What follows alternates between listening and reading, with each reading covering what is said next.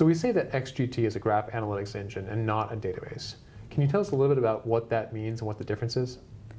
So a graph analytics engine really serves a different purpose from a database.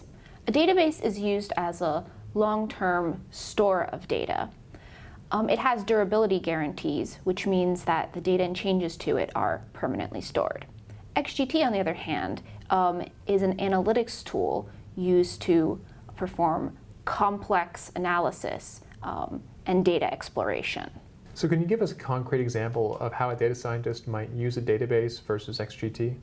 Sure. So let's say we have data coming in over time from some source.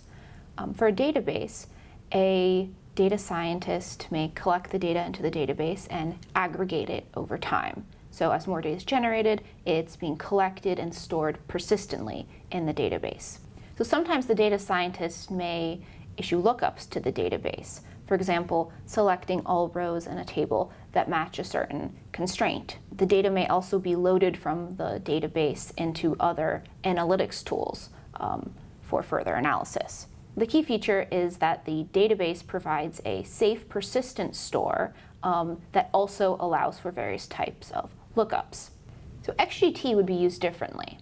A data scientist may load data from an external source, such as a database, transform it into a graph format in XGT, at which point the data is represented in a way that's efficient for graph search. And then they can proceed to issue complex graph queries. The goal of these is typically to find interesting or hidden relationships in the data. And these are then used to go back to the original question and oftentimes refine it or ask new questions. And this process tends to be repeated as the data is explored and new knowledge is extracted.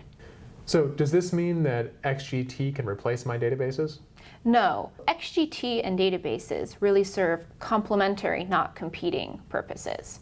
So databases excel at data persistence, their long-term storage.